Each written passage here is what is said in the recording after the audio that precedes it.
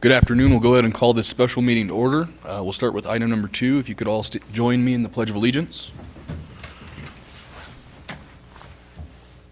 I pledge allegiance to the flag of the United States of America and to the republic for which it stands, one nation, under God, indivisible, with liberty and justice for all.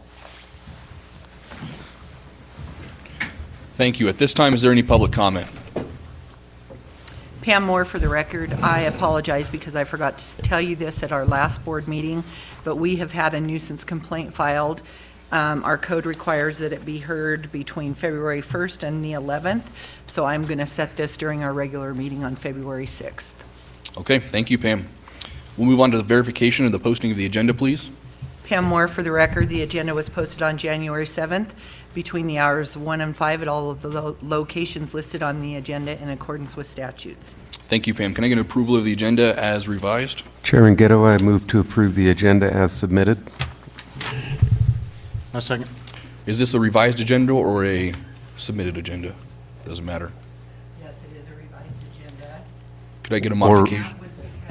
Let me just tell you what I did with the agenda. The assessor's parcel numbers were wrong, and so I had to correct that. Okay, thank you, Pam. I move for approval of agenda as revised. I second the motion. It's been moved and seconded. All those in favor, please say aye. Aye. Aye, motion carries. Move on to our first appointment, presentation of detail of North Main Ball Field Snimplement project as awarded. This agenda item is for information only. No action is on this item. We'll pass it off to Jim. Thank you, Mr. Chairman. Jim Barbie for the record. Just as kind of a high outline for everybody and a bit of a reminder, I think everybody's fairly aware of the project, but we were awarded just a few months back, the Secretary of Interior approved it and signed off on it, what would be $42 million. $10 million of that is awarded to the North Main ball fields for a project that Public Works and Chris Spross worked with everyone to put together, which basically takes the existing city property, which would be in the north west quadrant, the large old Pro League field that's been there since the 30s or whatever it was, and would totally redo that with new paved parking, a new clubhouse, new stands to reflect the historic look of the old field, and then completely new field, new everything. And that has a splash pad and a play area, barbecue area, and then, like we mentioned, all paved parking. Then as you move to the northeast side of 95, or Main Street, the existing property that the county has the girls softball fields on exists with 2 t-ball fields and then 3 regular fields. We would propose, and what was proposed and approved by SNPLMA is in that same space now would be 3 full-size girls league fields, league appropriate, up through whatever the grades are that they do the softball leagues. I'm not the expert on that, but we did have the folks that know put that together. That also has a barbecue area, playground areas, splash pad area, and then behind each one of those dugouts is a 2-story building, smallish building, which is basically a ground floor restroom and concession with each, and an upstairs area for announcing the games and tabbing everything. And then to the very, basically flipping how the property is set up now, to the south end of that property would be 2-sided with central drive-through parking. And on the north end, where folks like me enjoy pulling their vehicle up and listening to the radio and watching their kid play, that would no longer be an option by the way that this would be designed. But it has extensive bleachers and all those kind of amenities that go with it. Additionally, As you move over to Broadway, on the road that the road department exists on currently, there is a park catty corner that is owned by the city, and the city has agreed to that as part of this project, is where those 2 T-ball fields would be moved to, and then there would be an additional 75 parking spaces roughly that would exist in that space. And so the relevance of kind of the overview of the existing approved SNPLMA project is that we believe with the purchase of this property now, that would be able to expand for future grant applications, the development of that softball, baseball, and on the boys' side, multiple, and then also have overlaid soccer fields on all those. That would expand the capability of having more athletic fields. And just as a reminder, example is because our community's been growing, the fields that we have are based on a much smaller population that we had when those fields were designed. So we have some limitations to the number of games and the number of practices and how those practices are scheduled. And we're specifically seeing that in a multiple of 10, it seems like, on soccer. Soccer has just absolutely exploded. So these would also then serve as soccer practice fields and those kind of things. So by adding this 6 acres, it's going to add parking and additional fields. And as we get into that topic, so I'm speaking to the germane issue at hand, or the motion at hand, I'll give more details on what we think that could look like. Any questions? Okay, thank you, Jim. Any questions or comments for Jim?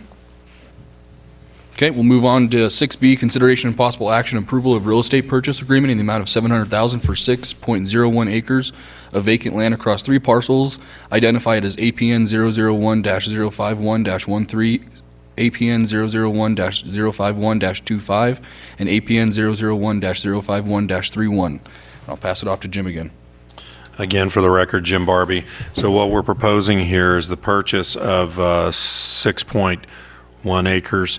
If you ask what brought this to be, basically the property owner had decided to put it up for sale. He had it up for sale. He had taken it off the market. He had historically been asking more than we were willing to entertain. And recognizing the opportunity we had, we went ahead and put together a proposal of a price of $700,000 based on data that we were able to pull from the assessor's office that was pricing property that was in the city with water and sewer hookups at roughly $115,000 to $125,000 an acre, which is how we derived at a $700,000 offer, which we made to the property owner, and the property owner accepted at that point. Is there anything legal property-wise that I missed there, Joe, that you want to hit, and then I'll come back and talk about future use? No, I'll just add a couple of pieces that have updated since the time this purchase agreement was signed. We did have an extension for close of escrow, which had originally been set for last Friday. It has been extended to this Friday. Other than that, we've had everything signed and dotted, and so close of escrow is set for this Friday, if you approve it. Jim Barbie for the record again. The monies that would facilitate this purchase are one-shot monies that we try to use for particularly things like this when we're buying property. It's like the property we bought at the fire station. It's not ongoing costs. You put that one-shot money to one-shot purchase type stuff. So that's where the funding would be coming from, and I believe that's the Navy one-shot money. And then additionally, the usage of the property, we believe that from the drawings that we've put together based on the size of the 2 lots, the lot that would be now to the north of the existing ball fields, the 1 acre, that is kind of butts up adjacent to the apartments, but is a rectangle, does not include the property where the house is. It's roughly 1 acre. We believe we could put a parking lot in there that would facilitate about 100 excuse me, vehicles in that parking space. And then in the property that would be north of the road department, we can put 2 league size, full-size softball fields in there, enough room for the announcer's booth, restrooms, and concession as well, along with park-like amenities in terms of trees and landscaping, bleachers, and then enough room, we believe, for about 150 car parking lot. And so what that's going to do is then you have basically 5 league, not basically, you got 5 league fields that we could host tournaments, girl softball tournaments on, and then you have the large field across 95, which you could have your big championship kind of game and everything on. And that's going to increase the number of opportunities that we're going to get to have large tournaments like you see in Reno, like you've seen in Fernley, like you've seen in these other neighboring communities. The reason that that's important and why it matters is because that is an economic impact driver. Any of those times we can have like a 2-day tournament, we get folks that are going to spend 1 or 2 nights in the community. They're going to be staying at the hotels. They're going to stay at RVs, potentially out at the 3C complex.